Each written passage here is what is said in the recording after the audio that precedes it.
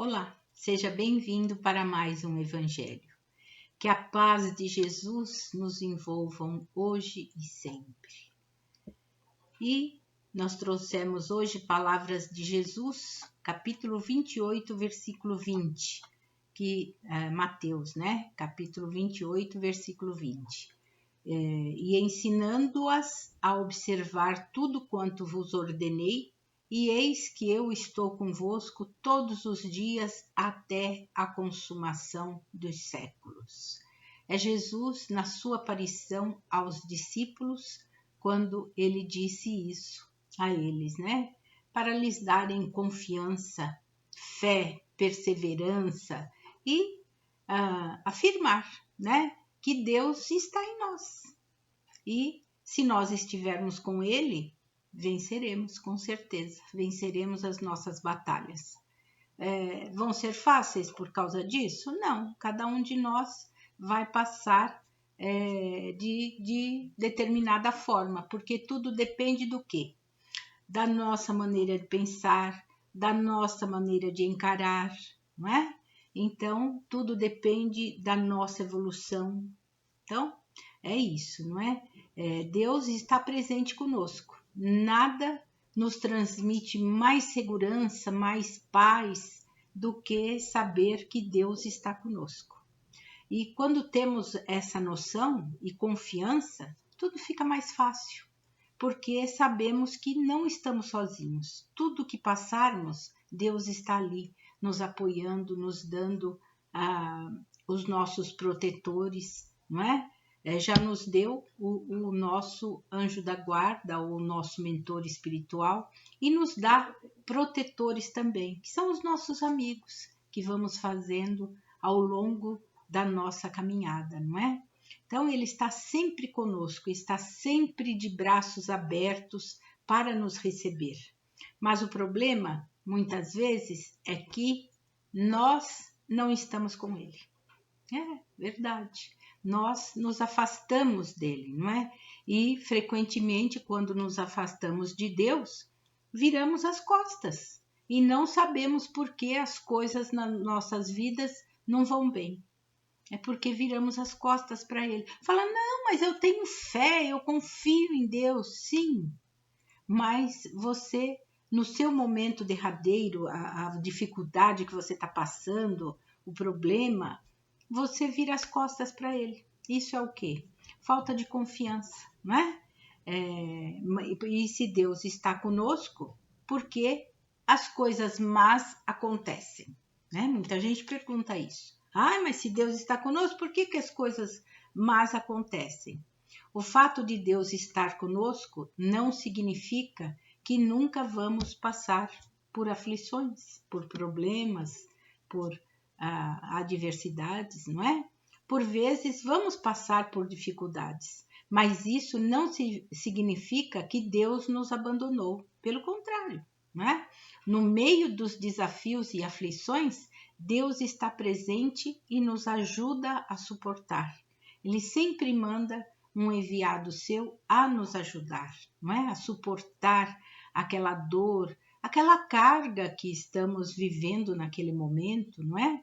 E quando perseveramos nos maus momentos, ganhamos maturidade, crescemos, ganhamos segurança e crescemos na nossa vida espiritual. Crescemos e muito, não é? Pois nas facilidades nos acomodamos e essa é uma grande verdade, né? Nós nos acomodamos bastante, deixamos, vamos empurrando, Como que diz aquele, vamos empurrar com a barriga, E então nós trouxemos uma metáfora bem interessante para refletirmos em tudo isso que estamos dizendo. Essa metáfora é muito profunda. E era uma vez num reino antigo e pobre, muito pobre, situado perto de uma grande montanha. E havia uma lenda de que no alto daquela montanha havia uma macieira mágica que produzia maçãs de ouro. E para colher as maçãs era preciso chegar lá, enfrentando todas as situações que aparecessem no caminho. Nunca ninguém havia conseguido essa façanha. conforme dizia a lenda, não é? O rei do lugar, então, resolveu oferecer um grande prêmio àquele que conseguisse e se dispusesse a fazer essa viagem e que conseguisse trazer as maçãs de ouro, né? Pois assim o reino todo estaria salvo, porque aquele ouro todo resolveria o problema do reino, da pobreza imensa que enfrentavam e das dificuldades que todo o povo enfrentava, não é? Então o rei estipulou, o prêmio seria da escolha do vencedor. Ele escolheria o prêmio e incluía a mão da princesa em casamento, né? Então apareceram 3 valorosos e corajosos cavaleiros, dispostos a essa aventura tão difícil, né? Eles deveriam seguir caminhos separados e, por coincidência, havia 3 caminhos. O primeiro, rápido e fácil, onde não havia nenhum obstáculo e nenhuma dificuldade. O segundo, rápido, mas não tão fácil quanto o primeiro, pois havia aí algumas situações a serem enfrentadas. Já o terceiro, longo e difícil, cheio de situações trabalhosas, não é? E foi então feito um sorteio para ver quem escolheria em primeiro lugar um desses caminhos, né? O primeiro sorteado, naturalmente, escolheu o primeiro caminho, né? O segundo escolheu o segundo e o terceiro não teve alternativa, não tinha outra opção, não é? Então aceitou o terceiro caminho mesmo. E eles partiram juntos, no mesmo horário, levando consigo apenas uma mochila contendo alimentos, agasalhos e algumas ferramentas. O primeiro, com muita facilidade, chegou rapidamente até a montanha e subiu feliz por acreditar que seria o vencedor. E quando se deparou com a macieira encantada, sorriu de felicidade. O que ele não esperava, porém, é que fosse tão inatingível. Como chegar até as maçãs? Elas estavam em galhos muito altos. Não havia como subir. Ele não possuía nenhum meio de chegar lá em cima, então ele ficou esperando o segundo chegar para resolverem juntos a questão. Esperou, né? O segundo enfrentou galhardamente a primeira situação com a qual se deparou. Porém, logo em seguida apareceu outra, e logo depois mais uma e mais outra, sendo algumas delas um tanto difíceis de superar, né? Ele acabou ficando cansado, esgotado, até ficar doente e cair prostrado. Quando se deu conta de seu péssimo estado físico, foi obrigado a retroceder e voltou para a aldeia, onde foi internado para cuidar dos médicos. O terceiro teve o seu primeiro teste quando acabou a sua água. Ele chegou a um poço.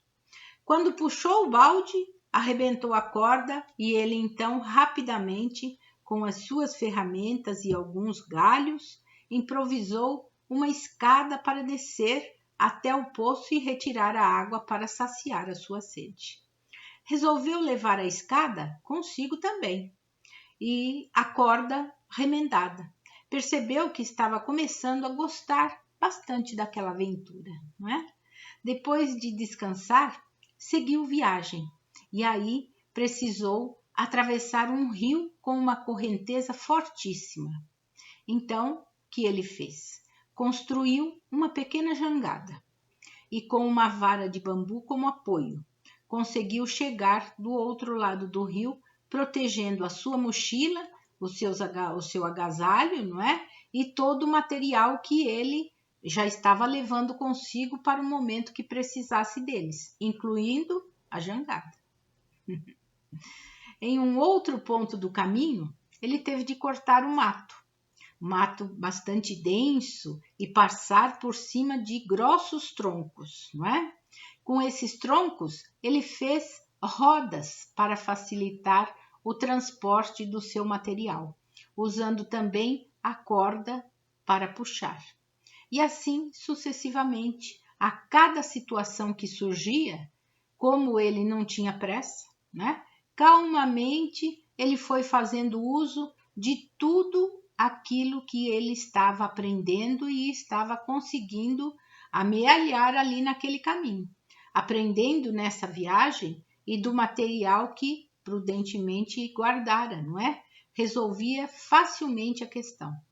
A viagem foi longa, cheia de situações diferentes e de detalhes, e logo chegou o momento esperado. Quando ele se defrontou com a macieira encantada, o primeiro havia cansado de esperar e também retornar ao povoado. O encanto da macieira tomou conta do terceiro. Era tão linda, grande, alta, brilhante, os raios de sol incidindo nos frutos dourados irradiavam uma luz imensa que o deixou assim extasiado de tamanha beleza da macieira. Quanto mais olhava para a luz, aquela luz dourada, mais ele sentia invadir por dentro dele, não é? E percebeu que todo o seu corpo parecia também estar dourado, de tanto que ele sentia que aquela luz invadia por dentro. Ele achava que seu corpo estava dourado também. Nesse momento, ele sentiu como se uma onda de sabedoria tomasse conta do seu ser. Com essa sensação maravilhosa, ele se deixou ficar inebriado durante longo tempo.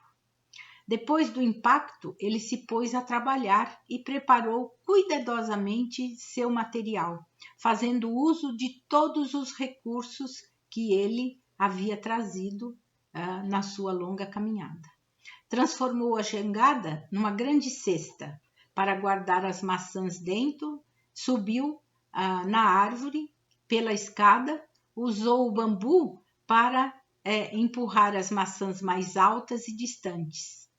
Tudo isso e mais algumas providências que a sua criatividade lhe sugeriu para facilitar todo o seu trabalho, que havia se transformado num prazer muito grande, não é? Depois de encher a cesta com as maçãs de ouro, né, e com a certeza de que poderia voltar ali quando quisesse, por ser a maçã pródiga, né? Ele agradeceu a Deus por ter chegado. Primeiro pensamento, por ter conseguido concluir o seu objetivo. Voltou pelo caminho mais fácil, não é? E depois, não, ele voltou pelo caminho, mas agradeceu a si mesmo também, não é? Pela coragem, pela persistência, pela boa vontade na utilização de todos os seus recursos, como a inteligência e a criatividade que ele foi usando, não é? Voltou pelo caminho mais fácil, naturalmente, não é? Levando consigo os frutos de seu trabalho e de seus esforços. Frutos esses colhidos com muita competência e muito merecimento. Descobriu, entre outras coisas, que tudo que apareceu em seu caminho foi útil e importante para a sua vitória. Cada uma das situações que ele resolveu foi de grande aprendizado, não só para aquele momento, mas também para vários outros na sua vida futura, né? Quando você faz o seu trabalho, do seu trabalho um prazer muito grande, as suas chances de sucesso são muito maiores. Quando o seu objetivo vale a pena, não há o que o faça desistir no meio do caminho. A sua vitória poderia beneficiar a vida de muita gente e também servir de exemplo a outras pessoas e a quem ele poderia ensinar tudo aquilo que ele aprendeu nessa trajetória toda. O resto da história vocês podem imaginar. E como toda história que se preze, viveram felizes para sempre.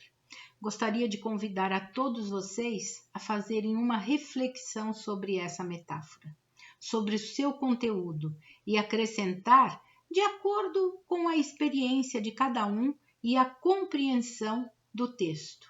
Novas descobertas e possíveis do texto, da metáfora que contamos, né? Novas descobertas e possíveis benefícios e aprendizado, tanto para si quanto para outras pessoas. Que Jesus abençoe a todos nós e a nossa família. Muita paz.